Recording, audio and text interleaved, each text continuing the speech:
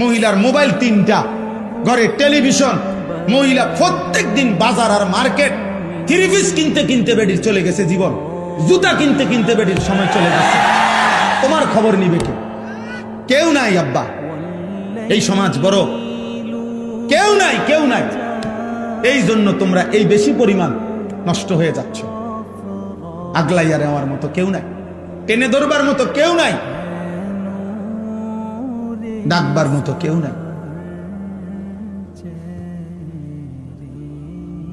আমার মা বলছিল, আমার মা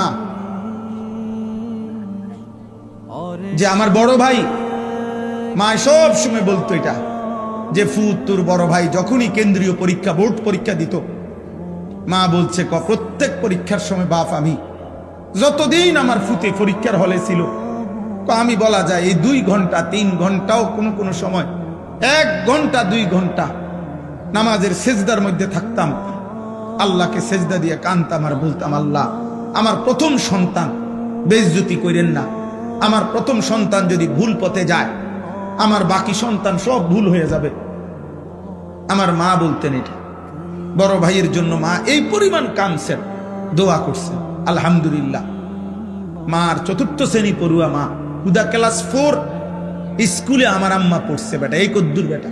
আমার মায়ের পড়ালেখা প্রাইমারি পাস করে নাই মা, কিন্তু মায়ের চোখের পানির বদৌলতে মার হায়াতে ওনার 5 ছেলেই আলেমে দ্বীন হয়েছে। মা এখনো জীবিত আছে, আলহামদুলিল্লাহ।